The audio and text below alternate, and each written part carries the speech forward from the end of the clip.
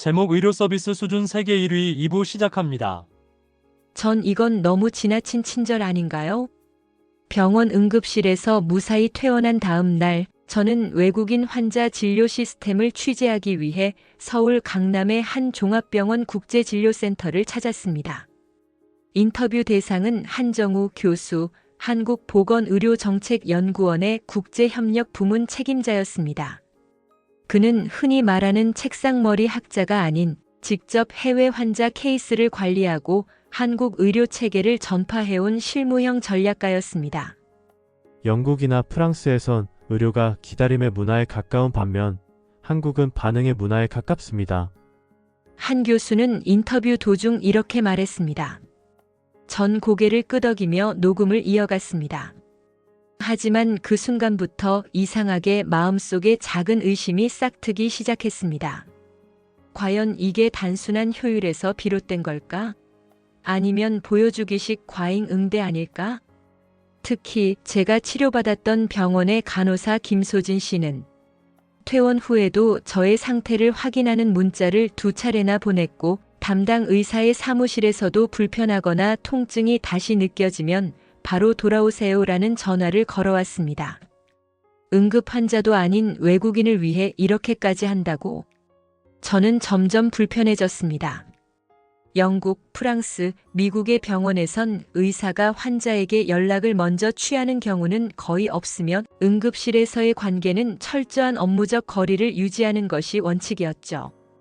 혹시 한국의 의료 시스템은 과잉 친절로 인해 환자의 의존성을 높이는 건 아닐까요? 저는 인터뷰 말미에 이 날카로운 질문을 던졌습니다. 한 교수는 조용히 웃었습니다. 그리고 대답 대신 저를 한 장의 보고서로 안내했습니다. 한국 내 외국인 환자 치료 후 재내원율 분석. 저는 아무 말도 할 수 없었습니다. 데이터는 명확했습니다. 한국은 기술만이 아니라 사람의 감정을 설계한 시스템이었습니다. 그날 오후 프랑스 출신의 영상 디자이너 자비에르 르클레르를 만났습니다. 그는 1년 전 한국에서 대장염 수술을 받은 후 너무나 감동받아 아예 서울로 이주해 프리랜서로 활동 중이었습니다. 프랑스에선 이 수술 대기만 6개월이었어요. 한국에선 2주 안에 진단, 수술, 회복까지 모두 끝났죠. 자비에르는 병원비 청구서를 보여주었습니다. 그는 말했습니다. 그 말을 들은 순간 저는 제 무의식 속에서 꺼지지 않던 하나의 감정을 직면하게 됐습니다. 저는 한국의 친절함을 비현실적이라 의심하면서도 사실 그 따뜻함에 매료되고 있었던 겁니다. 그날 밤 저는 다시 김소진 간호사에게 문자를 보냈습니다. 그날 제가 미처 다 표현하지 못했는데요. 감사했습니다. 정말로요. 몇 분 뒤 답장이 도착했습니다. 기자님이 한국의 좋은 인상을 가지고 돌아가신다면 그걸로 저희는 충분히 기쁩니다. 그 메시지를 읽고 난 뒤 저는 깨달았습니다. 이 시스템은 고객 응대가 아닙니다. 이건 사람을 사람답게 대하는 문화입니다. 그리고 다음 날 저는 그 문화의 진심을 세상에 알리기 위한 영상 편집을 시작했습니다. 그날 저녁 호텔 방 창가에 기대어 도시의 야경을 바라보며 저는 스스로에게 되물었습니다. 왜 나는 이 따뜻한 태도에 불편함을 느꼈던 걸까? 왜 내 직업적 본능은 자비가 오히려 어떤 함정일 수도 있다고 느꼈던 걸까? 제가 속한 유럽 사회는 무엇보다도 거리감과 중립성을 신뢰의 상징으로 여깁니다. 의사는 환자와 너무 친해지면 안 되고, 기자는 피사체와 너무 가까워져선 안 되며, 국가는 국민에게 지나친 감정을 표현하지 않는 게 바람직하다고 배워왔습니다. 하지만 지금 제가 있는 이 도시는 그 규범을 부드럽게, 그러나 분명하게 거스르고 있었습니다. 그리고 마침내 그 다음 날, 그 의문이 깨지는 장면을 직접 목격하게 됩니다. 한국의 한 구의원 사무실을 우연히 방문하게 된 계기로 지역 주민 의료 상담 프로그램에 참관하게 되었습니다. 노인부터 청년, 외국인까지 누구나 무료 건강 상담과 기초 진단을 받을 수 있는 지역 순회 프로그램이었습니다. 그곳에선 한 할머니가 혈압을 재고 나서 간호사에게 작은 봉투를 건네려다 간호사가 정색하며 고개를 저었습니다. 어르신, 저희는 마음으로만 받겠습니다. 이건 세금으로 하는 일이에요. 그 순간 저의 카메라가 흔들렸습니다.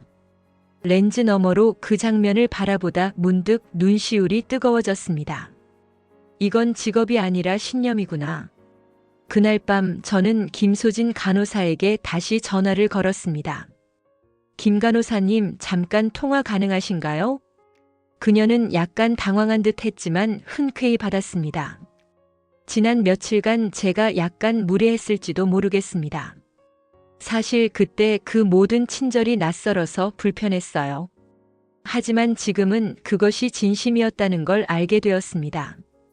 전화 너머로 조용히 숨을 고르는 소리가 들렸고 그녀는 이렇게 말했습니다. 그 말에 저는 무너졌습니다.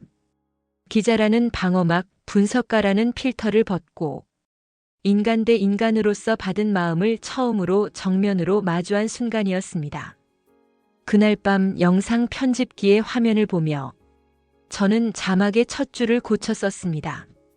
원래 텍스트 한국 의료 빠르다. 싸다. 효율적이다. 수정된 자막 한국 의료는 사람의 마음을 먼저 들여다보는 구조다. 그리고 그 다음 줄에 이렇게 추가했습니다. 여기선 환자는 데이터가 아니라 사람이다. 결 진짜 의료는 사람을 살리는 게 아니라 사람을 존중하는 겁니다. 귀국 비행기 안 제 손에는 인터뷰 노트, 병원 진단서, 김소진 간호사의 짧은 문자, 그리고 자비에르 르클레르가 건넨 수술비 청구서의 사본이 놓여 있었습니다. 평소였다면 이런 문서들은 영상 제작을 위한 자료, 단순한 증거물로 분류됐겠지만 이번엔 달랐습니다. 이 모든 조각은 통계가 아니라 사람들의 삶이었습니다. 런던 히드로 공항에 도착한 뒤 저는 곧장 BBC 다큐멘터리 부서로 가 7분짜리 시사회용 단편을 제출했습니다. 제목은 단순하게 붙였습니다. 10minutes to heal a real story from Korea. 10분 만에 치료받는 나라 한국에서의 진짜 이야기. 영상이 편집실 내부 프리뷰 회의에서 상영됐을 때 처음엔 모두 조용히 지켜보았습니다. 그러다 자막 중 이 나라에서는 환자가 먼저 대답을 듣습니다. 괜찮으세요? 라는 말이 먼저입니다. 라는 문장이 떠오르자 카메라 감독이 조용히 눈을 닦았습니다. 그리고 뉴스 피처링 팀장인 조엘 파커가 말했습니다. 그렇게 영상은 전 세계 32개국 공영방송에 배급되었고 유튜브에서는 10일 만에 2,300만 조회수를 돌파했습니다. 댓글은 폭주했고 캐나다 토론토의 한 시민은 이런 댓글을 남겼습니다. 이 영상 보고 울었습니다. 저희 엄마가 심근경색 왔을 때 이 시간 기다렸던 기억이 떠올랐어요. 한국처럼 대우받았다면 살아계셨을지도 몰라요. 또 다른 독일의 간호사는 이렇게 말했습니다. 이건 문화의 승리입니다. 한국은 사람을 숫자로 보지 않는다는 걸 증명했어요. 그 이후 저는 여러 국제 포럼에서 한국의 의료 시스템과 휴머니티를 주제로 강연을 요청받았습니다. 처음엔 부담스러웠지만 곧 그것이 제가 받은 것을 되돌려주는 일임을 깨달았습니다. 강연 마지막 슬라이드에는 제가 직접 찍은 김소진 간호사의 뒷모습을 실었습니다.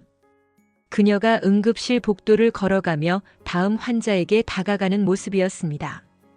그리고 그 밑에 이렇게 적었습니다. 의료는 기계가 아니라 마음으로 움직입니다.